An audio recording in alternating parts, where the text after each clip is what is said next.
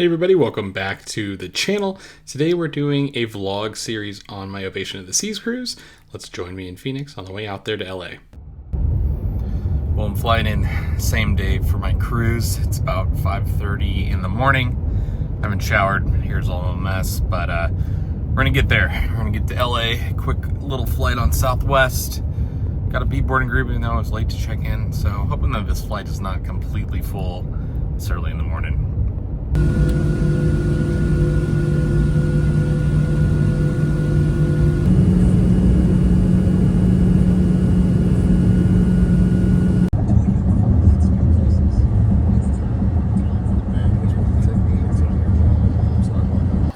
Arriving in Los Angeles, pretty easy to get from LAX or Long Beach over to the port of Los Angeles. I had the key on this cruise, so I wasn't too worried about my boarding time. I knew that they'd let me on board whenever I arrived. Security is kind of janky here. It's in all these tents. This is not the prettiest sail away port by any means, but has two spots for cruise ships that I would see later in the cruise. Was used by two Royal Caribbean ships, but this is Royal Caribbean's port in Los Angeles. If you're coming in on Carnival, you're going to be over in the Port of Long Beach, which is only a few miles away. But overall, entering the terminal here, lots of key signage that directed me exactly to the line that I needed to go to. Wasn't too busy though.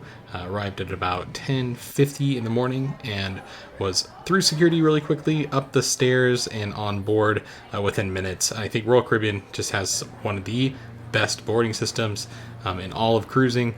I give them full credit for designing an amazing experience getting on board as quickly as possible. First things first on board was finding the muster station.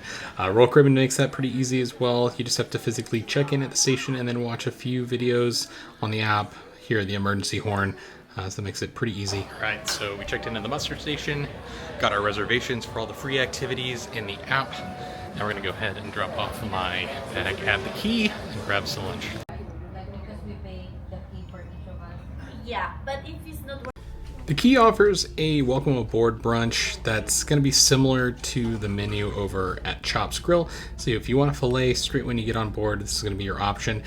Me as a solo cruiser, this is typically a pretty good deal because it includes internet. Then I get some extra perks on board like this, both on embarkation and disembark day, as well as a few different perks like reserved show seating and some fast pass action for some of the more popular activities on board.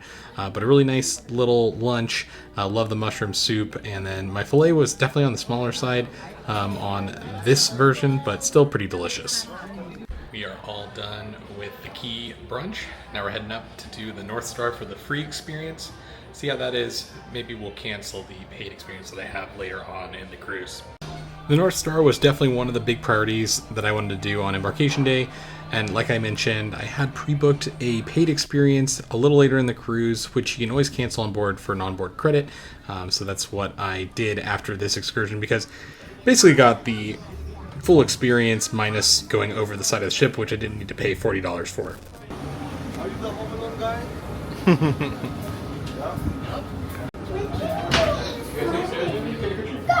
Here, Dad, you want to stand right here and I'll take the picture?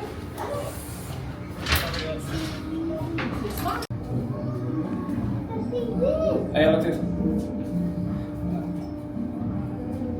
Hey, so there is a guy that stayed with the little kid that he's going to feed on the next ride because the kid wasn't tall enough. He had a 12. If you can feed the kid, the parent with the other kid, yes, better. If not, only the parent. Yep.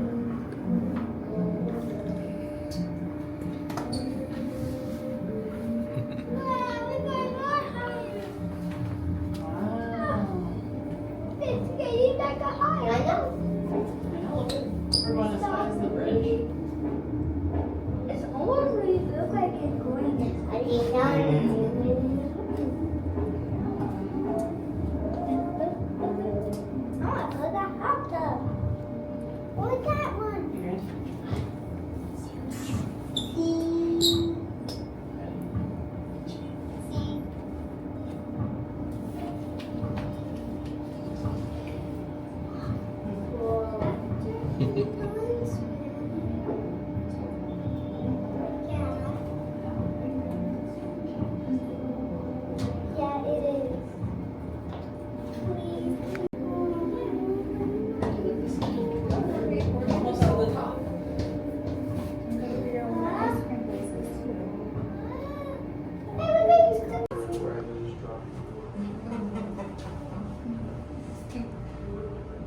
Alright, the sun finally came out here in California. So embarkation day, pretty smooth so far. Really quick to get on the ship, like usual on Royal Caribbean, very fast. Probably the fastest of any of the cruise lines that I've sailed on. Did my muster station drill and watched the videos. That takes about 2 minutes. Super easy on board here, and headed over to the quay to drop my bag off before my stateroom was ready at 1 p.m. They serve a lunch. It says from noon to 1:30, but they served us starting at 11:30, which was nice.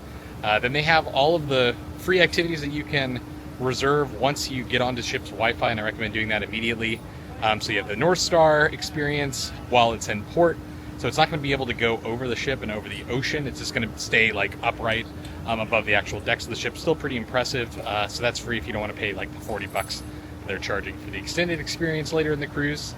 And then booking iFly. You can also book your dinners if you have My Time dining. The Solarian Bistro also accepts reservations. And then there's a few other activities like rollerblading that you can reserve in advance. So I recommend doing that. Getting here early is definitely a big benefit for getting those activities, because they are relatively low capacity. And I think that a lot of people still don't understand that you have to do that once you get on board. So a good tip there. Now let's tour my stateroom. It's 11519, which is an interior stateroom with a virtual balcony. This is my first time using the virtual balcony, and I definitely have some thoughts, but let's do a full tour here. So to the right, you have a full-size mirror, good for sense of space, but also getting ready in the evenings, maybe some of your fancy gear for a formal night or something like that.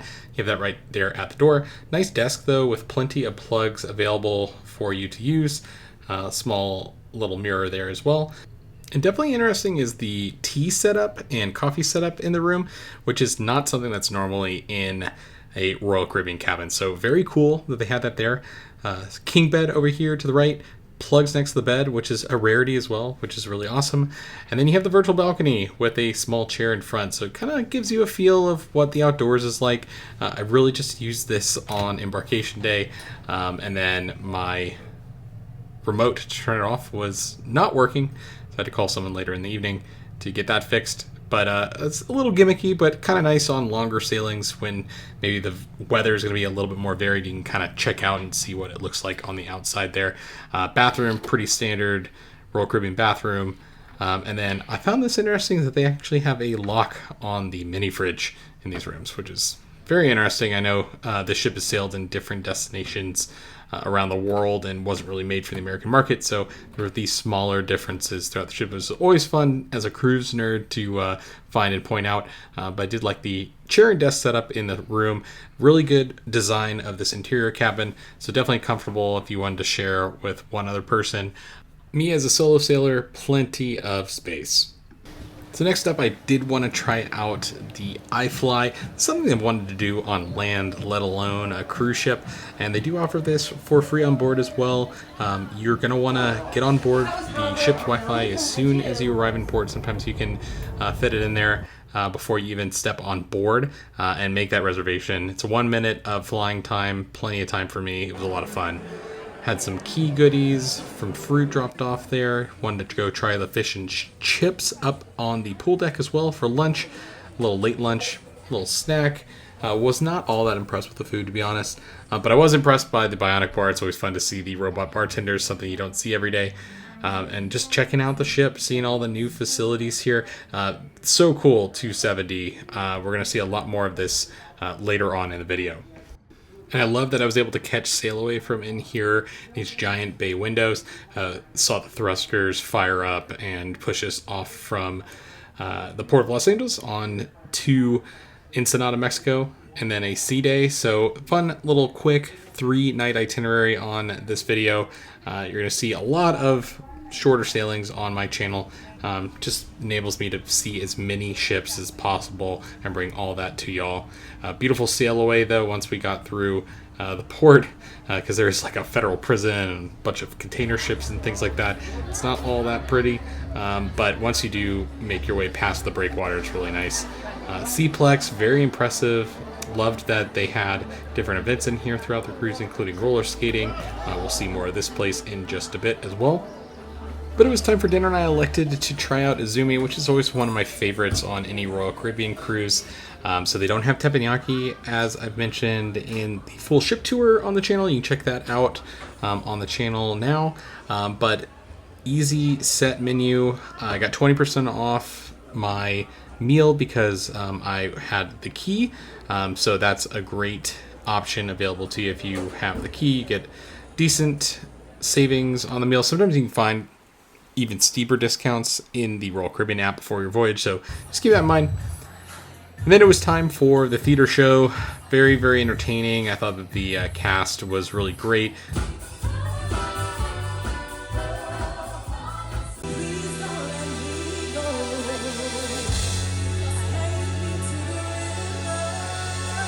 I love that Ovation has a full band. A lot of the ships are getting rid of those, so it's great to see.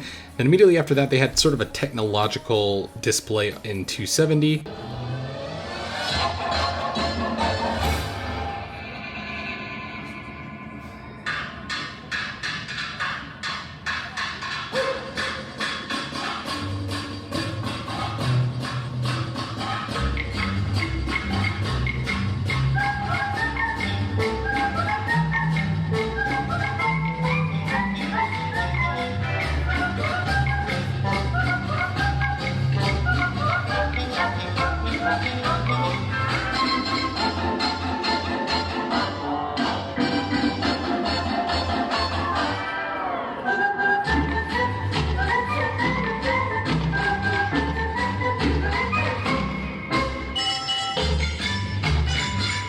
So much for joining us for our 270 experience. We're going to have a lot of fun tonight. I'm going to take you behind the scenes, up close and personal, demonstrate all the really neat technology in terms of understanding how we merge our performers with the incredible technology. When working in tandem, the 18 projectors are supposed to create one seamless ambient. For this bar that they're coming down on is called a gantry, and we here at Royal Caribbean did not invent that. What we did invent, however, is the incredible technology on top of the arm or the gantry. And we're talking about 7 feet high, 12K high definition monitors. Behind each monitor is what we commonly refer to as a big black arm. Attached at the bottom of each arm is a super powerful mega robot, and these are the same robots that are found in the world's most elite car manufacturing plants. We actually employ robots to do quite a bit for us around the ship. Does anyone know the most obvious? The bionic bar, yes. We always know where the lushes of the audience are based off of that answer. I wouldn't expect you to know this next one, but we actually employ robots on the side of the ship. You really have to be in the right place at the right time to witness it, but the robots go along the side and they clean windows and all the places that we as humans can't necessarily get to. But at Royal Caribbean... And then after that, I had to end my night with some Sorrento's pizza. Next morning, we were in the port of Ensenada, Mexico. All right, so I've always wanted to do like a dedicated wine tasting tour here in town on my many visits, and this was definitely the one to pick because it was like 40 bucks. So we'll see how it is. I don't have like high expectations on like the quality of the tour, but you know, sometimes pleasantly surprised here in Ensenada. I've done walking tours of downtown, done some food tasting stuff, and then I did a tequila tour last time, which was really nice. So excited to do this tour, go grab my ceviche in town, which is my favorite dish in the entire world, and then head back to the ship and do some more things on board.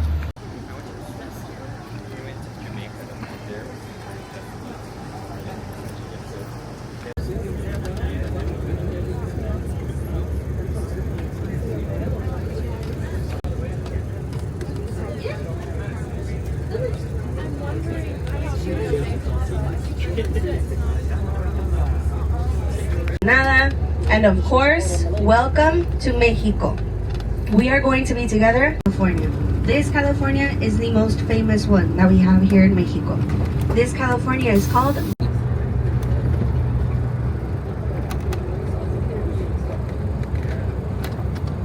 very good Nebbiolo, very good grape.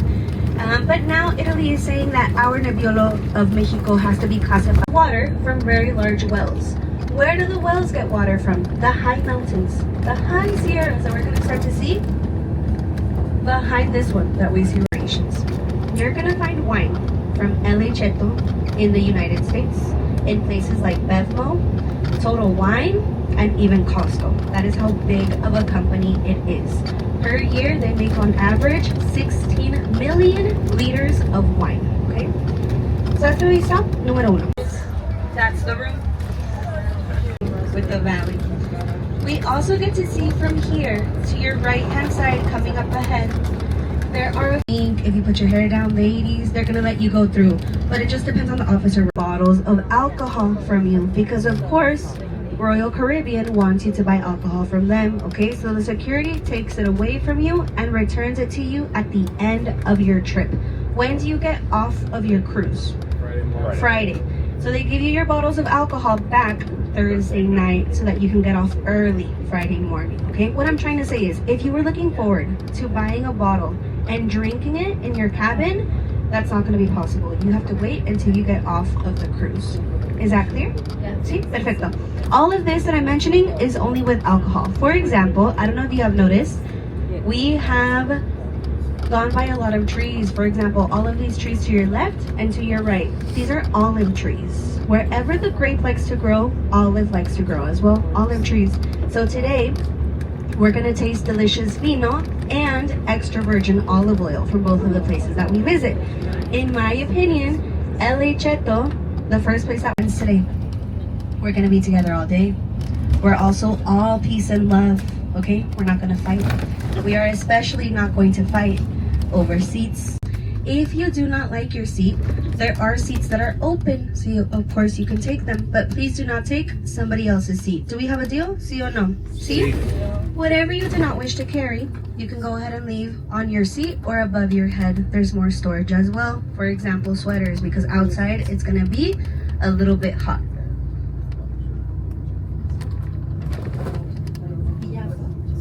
Group, what's gonna happen? When we get to the first destination, LA Cheto, we're gonna get off of Cheto. No? Everything is...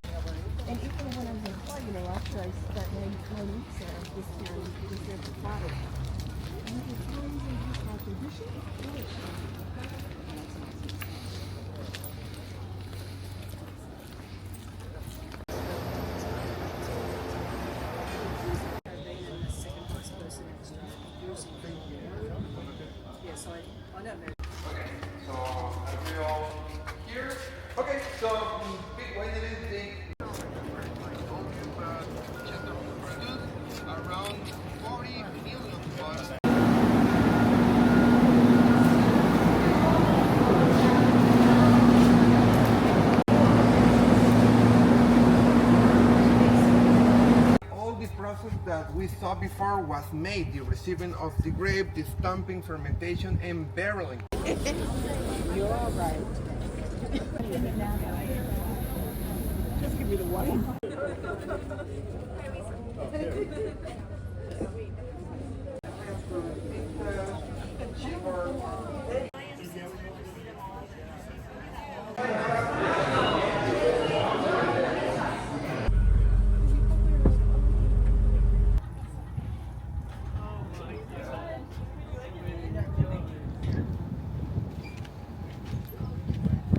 You go off and wander and start to taste all of the salsas, I need to give you a warning, okay?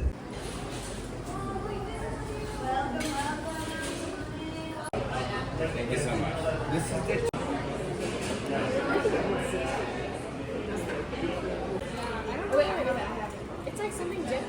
So we did make it back on board. I felt like the tour was great. Wine was a little hit or miss, but I've had really great Mexican wines before, and their Nebbiolo was quite good. Decided to hit up the bumper cars after dinner. I had a nice meal at Jamie's Italian. Didn't really film the food there, but it's a nice little meal, so definitely check that out if you're on Ovation. Good sail away. We were a little delayed due to a medical issue, so hopefully those folks are getting well taken care of. Had a great comedy show to end the evening, and the next morning visited the honoring of the veterans, which is always great. They put out some free cupcakes if you're interested in that. Saw the North Star over the side of the ship, which is really cool. Lost the blackjack tournament in the last hand, which is really sad. Checked out the bingo setup, and then went back to Jamie's for my last dinner on board. Had a little pub snack there of the fried pickles, which were just okay for $4. But Jamie's always delicious. Really liked the short rib that evening. Then checked out the production show briefly. Wasn't a big fan of it, though the talent was really good. And then the morning of disembarkation, the Key has a special breakfast in one of the main dining rooms. So I had to get one more little petit filet to get the day going here. And then disembarkation didn't go as planned. The Border Patrol did not clear the ship until almost 8 a.m. So it was a little annoying waiting there for over an hour, but Navigator of the Seas was waiting for us right outside. Headed up to the airport and had some views of the ship as I left. So overall, that's my cruise on the Ovation of the Seas. Thanks a lot for watching.